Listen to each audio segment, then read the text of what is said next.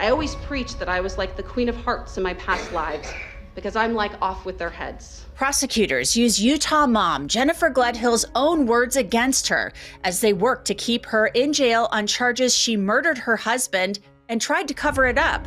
But her lawyer argues she should be released. The two biggest factors that cut against the state's requirement of substantial evidence are the lack of a body and lack of a murder weapon. I lay out the trove of new evidence police and prosecutors say they've gathered as the search for Matt Johnson's body continues.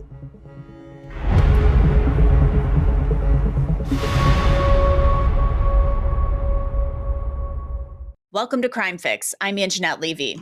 Jennifer Gledhill was hoping she'd be out on bail right now as she awaits trial on charges that she murdered her estranged husband, Matt Johnson. But the judge in Salt Lake County, he shut her down big time after seeing new evidence prosecutors say they've collected, and what they say they've found is actually pretty shocking. Gledhill has been in jail since last October. Police say she shot Johnson in their bedroom in Cottonwood Heights, south of Salt Lake City, and then moved his body, possibly burying him somewhere north of the city. To this day, Matt Johnson's body has not been found, and you'll hear what Jennifer Gledhill's attorney has to say about that very shortly. I think it's giving us a really good clue about where her defense may be going.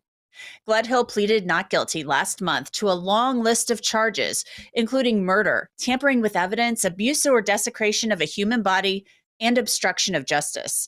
Prosecutors claim Gledhill confessed to killing Matt Johnson in a recorded phone call to a man she was dating.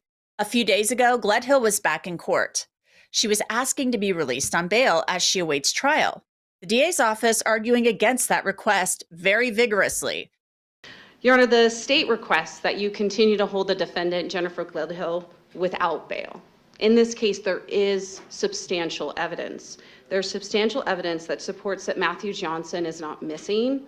Matthew Johnson was murdered by the defendant. I want to briefly go over the evidence in this case. As I've previously told the court, this is an active investigation, and there is significant, substantial evidence discovered after the charging document was filed. So first, Your Honor, Matthew has not been seen or heard from since September 20th of 2024. He's not been to work. His family and his friends have not seen him. There's no phone records or bank records, no activity. His military ID and his passport were found in the master bedroom. And the last person to see him alive was the defendant. In fact, some of the new evidence the state has are videos taken that night of the defendant and Matthew arguing in the master bedroom. So basically, Deputy District Attorney Emily Paulos says there has been no sign at all of Matt Johnson since September 20th. And since Jennifer Gledhill's arrest, I've been telling you about an informant. Police said that they had. Well, we're learning more about what the DA says Gledhill told this informant.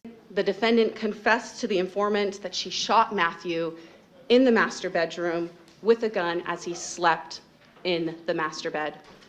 She confessed that she smashed Matthew's cell phone and hid his truck in a neighborhood near the house.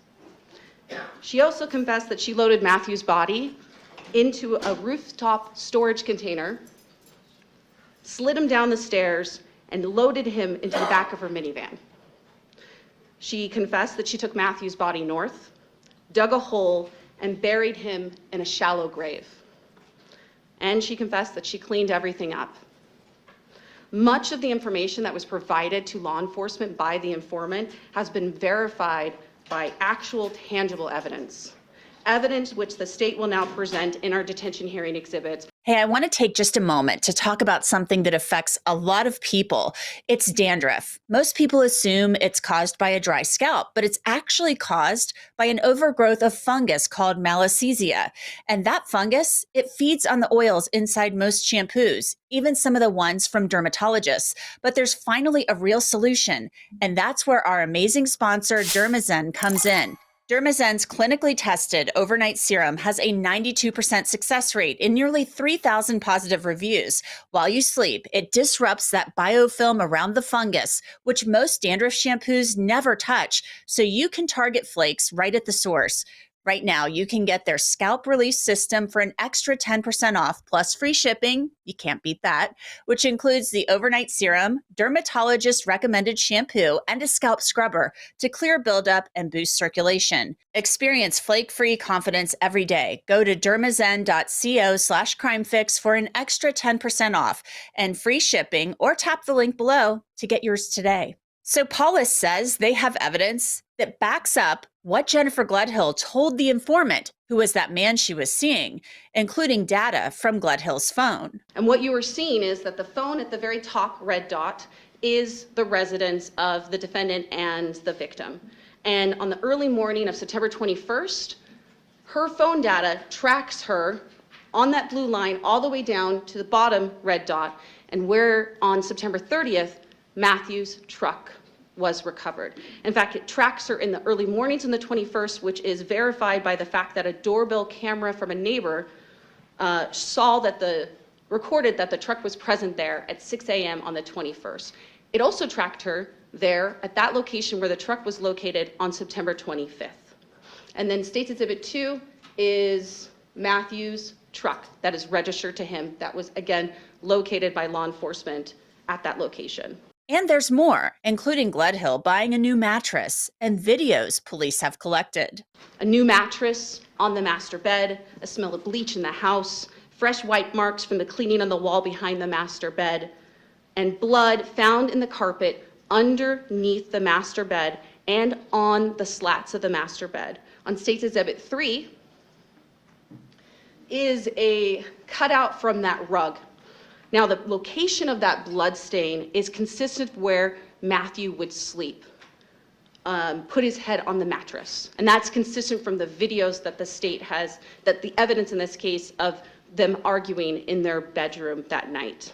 Now, Gledhill is accused of turning off her phone as she drove north of Salt Lake City to bury Matt Johnson's body. Paulus detailed evidence police recovered to corroborate what Gledhill told the informant. This is the mapping of the defendant's phone on September 22nd. It shows her traveling up north. It also, during that time, she also turned her phone off for 2.5 hours. There's also videos that confirm that videos at different locations that confirm she's up north during this time. However, there is new evidence in this case. If we look at State's Exhibit 7, law enforcement did in fact locate that rooftop storage container with the assistance of the military in Davis County. It was located after a storm, and we believe it floated from where it was concealed by the defendant. If you go to State's Exhibit 8, State's Exhibit 8 is that same storage container. You can see that it was duct taped, but I want to note the specific design and the logo from that container. If we could go to 9. This is a screenshot recovered from the defendant's phone. And if we go to State's Exhibit 10, this is zoomed up close. You can see it's the same design, it's the same logo. If we go to 11, this is Blue Star imaging from blood found, human blood found in that storage container. DNA analysis has determined that it's Matthew's blood. But that's not all of the evidence prosecutors say police found. A location that, upon further investigation, it turns out the defendant discarded even more evidence. Law enforcement located the master bed foam mattress and pillows which were wrapped up in a rug from the residence. If we go to 13. Now 13 is that same rug, and that is the mattress pad and pillows, we believe, from the defendant's residence. If you could go to 14. Now 14 is in fact a screenshot from a body camera a month prior to the murder, and that is of the master bedroom. And you can see it looks just like the same foam mattress. And then State's Exhibit 15, that is the rug that was wrapped around the foam mattress and the pillows unobscured. And we go to 16. 16 is a screenshot from the defendant's phone taken from 2023. That is the same rug, and that is Matthew Johnson next to the same rug. Finally, Paulos talked about the recorded phone call between Jennifer Gledhill and that man she was seeing who became the police informant. In the phone call, the defendant apologizes for telling the informant about what happened. She tells him to not think of her as a monster and to remember her who she was before she opened her mouth. And the informant tells the defendant that he was frightened by what she had told him. And then the informant, and I quote, says to her, hypothetically, if the roles were reversed and I did something to someone and I told you that I carried it out, like you would be shocked and scared, wouldn't you? And the defendant responds, quoting, well, not if I deserved it. I always preached that I was like the Queen of Hearts in my past lives because I'm like off with their heads. I'm like if we could just round up the scum of this earth and put them on an island or just kill them all, I could shipshape this country back into a good place. Now then, even in that phone call, she starts claiming that this is just a hypothetical situation. However, she tells, and I quote the informant, I think that the fact that you got scared of me, that part, it broke my heart because I was like, wow, if you think I could even hurt a fly, like he's not a person. He wasn't a person anymore. He wasn't Matt anymore. And what's key from that recording is at this point, Matt hadn't been reported missing. The prosecution also says Gledhill has continued to obstruct justice and is a potential flight risk. They think if she were released, she'd take off. She arranged for the children to stay at her parents' during the evening that Matthew was killed. And she asked her parents to keep the children home at their house for another day, presumably while she was cleaning up the crime and disposing of Matthew's body. The evidence is significant that the defendant obstructed the investigation by removing the mattress and replacing it days later with a new mattress. The cargo box that had been observed by witnesses at the home on prior occasion was disposed of and then later located. The mattress pillows and the mattress pad were also disposed of and then later recovered. However, the mattress is still missing. The gun is still missing. The very gun that we have video of her handling and the same gun she showed the informant just days before the murder. We did find the box of the handgun. The defendant hid the box in a onesie at her parents' home. Your Honor, she's already shown that she will tamper with witnesses, but she also told the informant not to say anything. The evidence in this case is substantial, and if released, the defendant will continue her efforts to cover her crime. In earlier hearings, Jennifer Gledhill's attorney had asked that she be allowed to have contact with her children, but there are concerns about that. And the deputy DA says some people fear what could happen if Gledhill is released. The defendant told the informant that she would kill herself before spending her life in prison or that she would flee the state with her children. Now, I wanted to remind the court that there was a letter filed a long time ago from Matthew Johnson's family. I just want to briefly reference that letter where the family is urging you not to release the defendant on bail. The reasons, and just quoting from that letter, the reason Jennifer should not be released is due to the evidence tampering, witness tampering, concern for the kids. They're concerned that she may harm herself or others. They're concerned that she killed her husband, the father of her children, and that the Johnson family would be in a state of shock, terror, and fear. They also say that if she can brutally murder her husband with no remorse, she's clearly capable of harming her children. She's uncooperative in helping law enforcement locating the children's father's body. They're concerned that she could flee the state or country. They're concerned that she could harm or contact the informant. In fact, the informant has expressed fear if she were to be released. And she could plant or stage false evidence. Now, after all of this, Gledhill's attorney, Jeremy Diaz, argued that she wouldn't flee if she were released on bail. I want to start with the risk to flee. Between the time that there was about a week, 5-6 days, I can't remember specifically what it was, between Miss Gledhill's first interview with police, where They interviewed her, they executed search warrants. She knew exactly what they were looking for and her actual arrest for this. If she were going to flee the jurisdiction, if she were going to commit suicide, she would have done it there. Instead, she went and hired an attorney and chose to begin her battle to fight for her innocence. So I don't think that there's a risk to flee here, and I don't think that the court can find by clear and convincing evidence with that. And Diaz said the evidence may not be what it seems at first glance. I think when you're looking at evidence, oftentimes when we're doing this job, you realize pretty quickly that there are oftentimes two sides to every story and explanations that if offered, could make sense in different contexts. I think there's a lot of that here in this case. Now, getting to what the state has to show in order to maintain the no bail hold. As the court knows, they have to satisfy the substantial evidence prong. The two biggest factors that cut against the state's requirement of substantial evidence are the lack of a body and lack of a murder weapon. Mr. Johnson is a highly trained Special Forces officer with several tours of combat under his belt and is equipped with abilities your standard citizen simply does not have. These abilities and experiences give multiple explanations and possibilities that have nothing to do with Miss Gledhill as it relates to his disappearance. Did you hear that? I think we're getting an idea of where the defense might be heading in this case. Jennifer Gledhill's attorney is suggesting that Matt Johnson's Special Forces training could offer an explanation for his disappearance. One thing that kind of came to mind for me, will they suggest that he staged his own disappearance like Gone Girl? But of course, this would be like Gone Guy.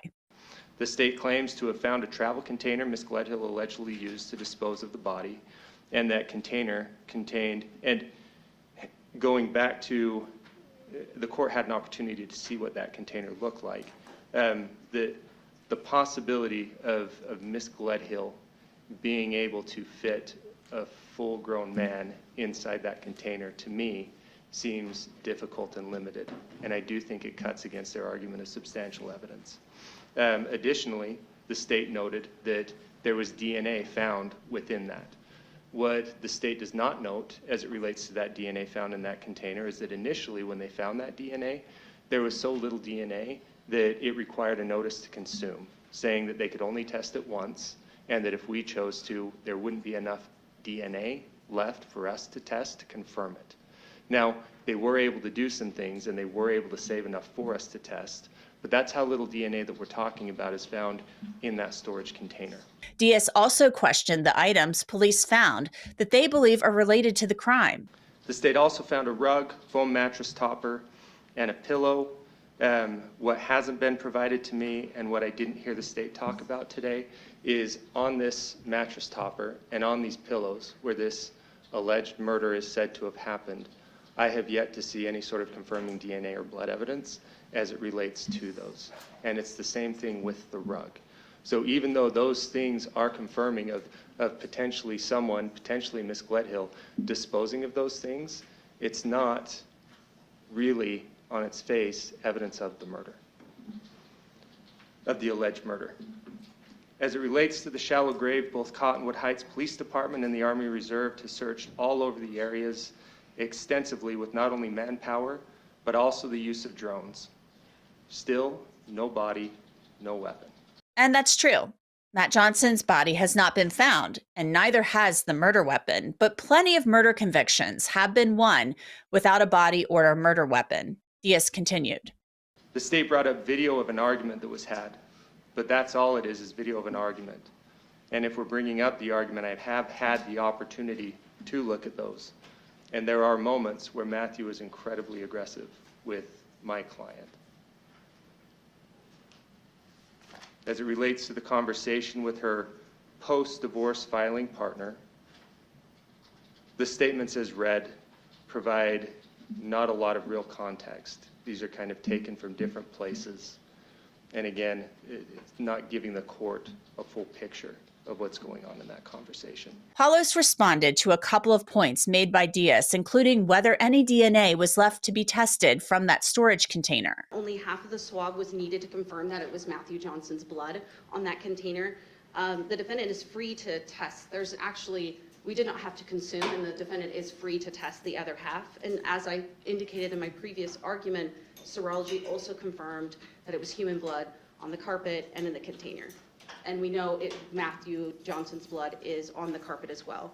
And in regards to the container argument of whether or not Matthew Johnson's body can fit in there, we don't know what happened with his body. The only person who knows is the defendant. However, that is a perfect mechanism, the container, to slide down the stairs. And it's the state's theory that she didn't put it on the top. She was able to lift it up into the back of her van. And in the video that the state has obtained of the two of them arguing, at no time was Matthew Johnson at all physically violent, and there were no bruises on the defendant's body. Judge Mao then made his decision about whether Jennifer Gledhill would be released on bail. Ms. Gledhill, your attorney, I'm sure, has explained this. It's been discussed here today. Under Utah law, anyone who's been arrested or charged with a criminal offense is entitled to bail as a matter of right, except with certain conditions. The court has to make certain findings to say that bail isn't appropriate. The state here has argued that there is substantial evidence to support the felony charges that have been filed here. And I agree that there is substantial evidence. We can debate whether that evidence is enough for a conviction, but that's not the level that I'm looking at. It's not the same level as if this matter were to go to trial to determine guilt or innocence. Substantial evidence is less than that. And I do believe that the state has presented enough evidence to meet that prong of the statute. The second prong is, can the court find by clear and convincing evidence one of several things? And one of the things that the state has talked about is a substantial danger to an individual or to the community, and that's after I consider any conditions of release that I could potentially impose. And those conditions of release then could mitigate that danger. I do find by clear and convincing evidence that there is a substantial danger to an individual, that being the informant that the state has referenced, as well as to the community. I have considered whether any conditions of release would be appropriate and mitigate against those concerns, and I appreciate the suggestions that Mr. Diaz has given. But given what we are dealing with here, given the evidence that I've been presented with today, including the proffers, I don't believe any conditions can sufficiently mitigate against that substantial danger. So I do find that the state has met the burden under the statute to have the no bail hold remain. Jennifer Gledhill looked incredibly disappointed, to say the least, but you have to think that her attorney prepared her for this outcome. So Gledhill continues to be held without bail, and the search for Matt Johnson's remains continues. Now, just to recap, since Jennifer Gledhill's arrest, the DA says they've recovered evidence related to the crime, including that storage container they believe Gledhill used to move Johnson's body, a mattress cover from their bed. Deputy DA Paulus says police also found a rug from the couple's bedroom. This is on top of the call recorded between Gledhill and the informant. Let's listen to Emily Paulus recount that call just one more time. In the phone call, the defendant apologizes for telling the informant about what happened. She tells him to not think of her as a monster and to remember her who she was before she opened her mouth. And the informant tells the defendant that he was frightened by what she had told him.